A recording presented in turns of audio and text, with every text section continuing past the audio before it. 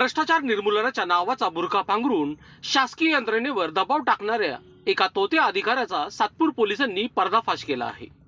ITI signal जवळील MIDC परिसरातील उद्योग भवन येथे कारवाई करत पोलिसांनी या बनावट अँटी करप्शन अधिकाऱ्याला ताब्यात घेतले।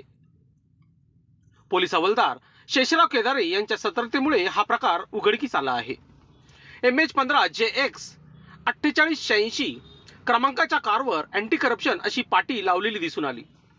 मात्र कारमधील संशयास्पद हालचाली लक्षात येताच केदारे यांनी वरिष्ठ पोलीस निरीक्षक प्रकाश अहिरे यांना माहिती दिली। त्यानंतर सातपूर पोलिसांच्या पथकाने तातडीने कारवाई करत सचिन महाराष्ट्र ठोके याला ताब्यात घेतले।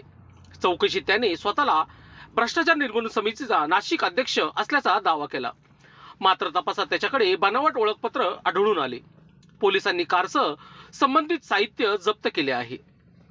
या प्रकरणात सचिन टोके याच्यासह भ्रष्टाचार निर्मूलन समितीचा राष्ट्रीय अध्यक्ष असल्याचे सांगणारा रवींद्र द्विवेदी याच्यावरही गुन्हा दाखल करण्यात आला असून त्याचा शोध सुरू आहे। शासकीय कार्यालयामध्ये जाऊन अधिकारी कर्मचाऱ्यांवर प्रभाव टाकणे, माहितीच्या नावाखाली दबाव निर्माण करणे आणि स्वतःची खोटी ओळख निर्माण करणे असा या टोळीचा प्रकार असल्याचा प्राथमिक संशय पोलिसांनी व्यक्त केला आहे। नाशिकमध्ये बनावट अँटी करप्शनचा खेळ उघड झाला आहे। आता या टोळीने आणखी किती जणांना गंडवले याचा सातपूर पोलिसांचा तपास सुरू आहे। लोकशास्त्र न्यूजसाठी बंटी आडाव, सातपूर। लोकांनी लोकांसाठी उचललेले अस्त्र म्हणजेच लोकशास्त्र न्यूज।